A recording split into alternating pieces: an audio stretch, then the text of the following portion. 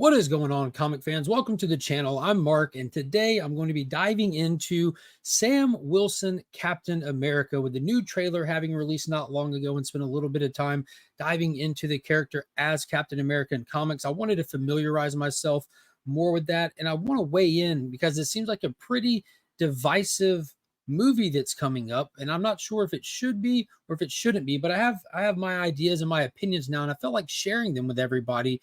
Don't go anywhere. I would love to know what you think about all this after hearing some of this information. Let's go.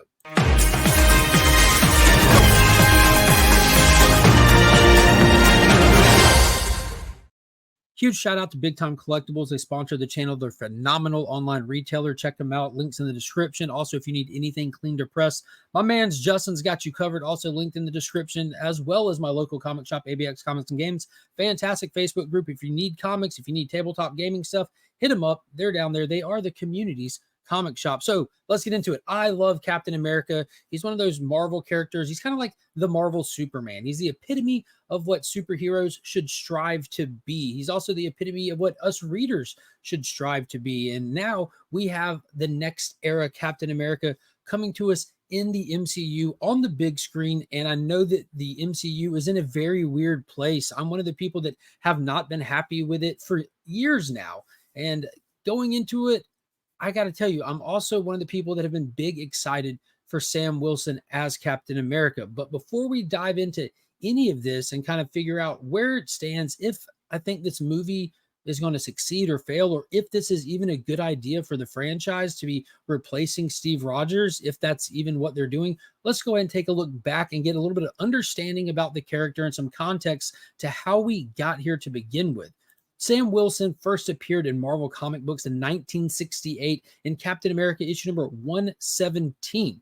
This was a big deal. Captain America got a sidekick. It was the first black superhero over at Marvel, and he quickly became a regular namesake for Captain America comic books. He's been rocking with him ever since, so much so that years and years later, all the way up in 2014, in Captain America issue number 25, Steve Rogers, having become an old man for, comic reasons, passed on the mantle, and he passed it on to none other than Sam Wilson himself. From there, you led into a bunch of little what felt like mini series and short stories rolling out Sam Wilson as Captain America, and we'll return to these here shortly as we'll weigh in on how this character is really defined in comics and how that might influence what we can be seeing on the big screen, and if it is a good thing or a bad thing at all.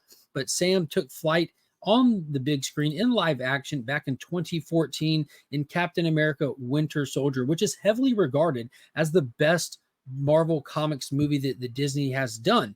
I completely agree with that. This is by far my favorite MCU film to date. I think it's just a near perfect film for the superhero genre, and Anthony Mackie took on the mantle of the Falcon and crushed it. Anthony Mackie is a ridiculously likable, fun, all-around entertaining actor, and he just embodied this role and made it something engaging, fun. You just can't get enough of him. He continued on in the MCU, making numerous appearances in Ant-Man, Avenger movies, all that. We get past Endgame. We get into this really rocky era of Marvel where it feels like there's no direction. And one of the first things we got post Endgame were the TV shows releasing on Disney Plus streaming service. We got the WandaVision show, which fans were hot and cold on. And then we got Falcon and the Winter Soldier, where we saw the Falcon, Anthony Mackie's character, frontlining a project. Now, this is another one that was hit or miss for a lot of people. I myself enjoyed it pretty well, save for two really ridiculous aspects of this show that kind of lend themselves to the tone of his comic books. They did what I felt like was a little bit of lowbrow race baiting and stuff, and a little bit of like virtue signaling, grandstanding. And I know that might divide a lot of people, and I'm not saying I disagree with the concepts that they were trying to tackle. I just think that they did not do a good job tackling them whatsoever in a couple of moments at the show, and it really draws a lot of viewers back, and that's a bad idea when you're playing to a very large general audience. But all in all, I enjoyed the show. Watching the aerial maneuvers of Falcon is always fantastic. Watching him don the shield and the suit looked great. I love the concept of Captain America's legacy passing on, because stuff like that is never truly permanent, and it's a fun era to explore. So it's really all in how they handle it. And then the big news is what we got in the past couple of weeks is the trailer for Captain America Brave New World, scheduled to release next year in 2025. Phenomenal poster as well, teasing the showing up, the premiere of the Red Hulk, General Thunderbolt Ross, played by Harrison Ford. So there's a lot of cool things working for this, but will it actually work or not? So that's where we kind of have to go back and look at what we're dealing with material wise, and that's where these come in. Following Captain America 25, you get these. So while I was on vacation, I actually picked up this compendium. It collects a lot. It collects Captain America 25, where he gets the shield. It collects this Fear Himself book, this one, Fear Him, which was a 4-issue mini. And then it goes into All New Captain America, this one. Then it goes into the next All New Captain America. Then it goes into Sam Wilson Captain America. So it looks like they rolled them out in a series of mini-series. And in these mini-series, they really lean into the whole this isn't Captain America thing. People really don't accept him as Captain America, and he gets a lot of pushback. But the problem is the people that they chose to push back. You know, it's all a specific demographic that pushes back and a specific demographic that accepts him. And that's already ridiculously divisive for readers, because you have readers of all kind reading these. A lot of the writing was done by Rick Remender, who's a phenomenal writer, but all of this felt cheeky, lowbrow, and bad attempts at humor. In 25, when he received the shield from Cap, it was just a big, corny joke fest inside of the Avengers mansion with no real like heroism being felt, no grandstanding of getting the shield. They even presented the shield in his first line of dialogue, and getting it was a joke itself. So that was kind of, I felt like they let him down as a character. If you're really trying to roll him into such an iconic mantle, you did it in such a tongue-in-cheek way that it really harms a character. So I think that the MCU did a much better job of rolling him into getting the shield, how he felt like he didn't deserve it, and really had to go on like a whole journey of self-discovery to feel like he even had what it takes to carry the shield.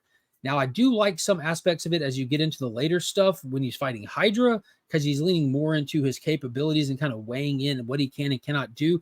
And then in the final series, that's where it gets a little risky here. So the Brave New World film did not start as that. It's been delayed, rewritten, pushed back. The budget has inflated to over $350 million, which is insane. The original working title of it was Captain America, the Serpent Society. That title changed to Captain America, New World Order, and it changed again to what we have now, Brave New World. So it left a lot of people, myself including, wondering how much has been changed and what this film will actually be about. But thanks to San Diego Comic-Con this past week, we actually have an idea now. Of course, we have the Red Hulk aspect, who can go either way as a good guy or a bad guy, but we've also seen set photos showing that Giancarlo Esposito is playing a key character in this as a villain. A lot of people had a lot of theories, but at Comic-Con, it was revealed that Giancarlo will be playing Sidewinder, the leader of the Serpent Society. That character goes way back as well. He goes back to 1980 in Marvel 2-in-1 issue number 64. Now, if you look at the design of Sidewinder, all of the characters in the Serpent Society don costumes similar of reptiles and stuff like that, and snakes and all that. And they're hired by like the Roxxon Corporation. They're really just like a gang of corporate no good doers. You know what I mean? They're just like bad guys up to bad stuff for corporations. And that goes back to the stories in here as well. You get in this final Captain America, Sam Wilson story miniseries that he goes up against the Serpent Society. And the way they are portrayed in these new things aren't necessarily so supervillain-esque as they are as actual corporate bad guys. If you can imagine the most extreme political tropes possible, that's what they were assigned to. It looks like there's really lazy, extreme political stuff put into these. And I don't mean like politics are always in comics. I think that they're supposed to be, but they're supposed to be nuanced and delivered in a way that a message comes across and not an attack comes across. And that's what the Serpent Society are. They hate immigrants.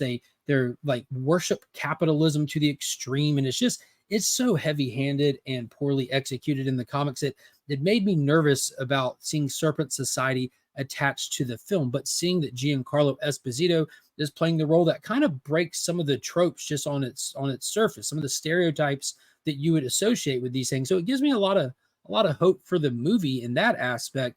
And that brings us to, do we actually think this film can do good or not? Seeing Anthony Mackie as Captain America, I'm legitimately excited for it. I think the biggest misfire that Disney has done since Endgame is not rushing Sam Wilson to the forefront. Whether people like the idea of him being Captain America or not, that's something that's completely irrelevant. It's all in how they delivered this character to an audience. Anthony Mackie is well received by the entire MCU audience. Now, a lot of people were hoping Bucky would take up the mantle. They felt like he was skipped over, and maybe he was, maybe he wasn't. I think that it's a good idea going with Sam in a sense that Bucky on his own as Winter Soldier carries a lot of weight. He has the super soldier serum. He has the crazy MK Ultra backstory. He's got the robotic arm. He has a lot that he can bring to the table, where Sam Wilson is kind of limited to the threat level he can really go against as just a guy with wings. You give him the shield, give him that drive, give him that symbol to have to look up to, and completely separate him from Steve Rogers, which they do a good job of already kind of through the TV show. I think it can have real potential. And judging from the trailer, it looks like tonally it's kind of takes place like in the Captain America solo films. That was one of the best things about the early MCU stuff, is all the films have their own tone, style, and vibe to them. Iron Man felt techie smart stuff. Captain America had that espionage, like gritty hand-to-hand feel. Thor kind of just went off on a tangent, but it like had that sorcery stuff to it. They felt different until they all felt like carbon copies of Guardians of the Galaxy. Seeing that trailer, it felt like its own thing again. So I think with Anthony Mackie's capability as an actor and in the role of Sam Wilson, he might be able to break that, I don't know, that generalization of not my Captain America, because he's never set out to be Steve Rogers. And that's one thing they do in the comics as well. He's completely separate from Steve, and it is just an era to go through and then get past. So not addressing it in the MCU would be just as lazy as a lot of people feel giving Sam the shield is. So leave me a comment. Let me know what you think. I really think this film has potential. As much money as they put behind it, it's going to be an uphill battle, especially with where a lot of people are sitting in their view on the Marvel Cinematic Universe as of now. But with the renewed little hype and love of the success of Deadpool and Wolverine, maybe this film can take flight. It's really up in the air. It's such an odd place, not just for Marvel, not just for Disney as a brand, but for movies and for theaters as a whole. But I'm going to give it the benefit of the doubt. I'm going to give it a try. Anybody who follows me knows that I do not give Disney a pass on anything at all. But I'm also not going to just shout in the darkness blindly. I don't see any good reason to be negative about this project yet, especially after the show of good faith we had from that trailer. So I want to know what everyone else is thinking. Be sure to drop me a comment down below. If you enjoyed the video, don't forget to like, comment, subscribe. I appreciate anybody who shares it out. Hit that join button, become a channel member. And until next time, as always, I'm Mark, but we are Legion.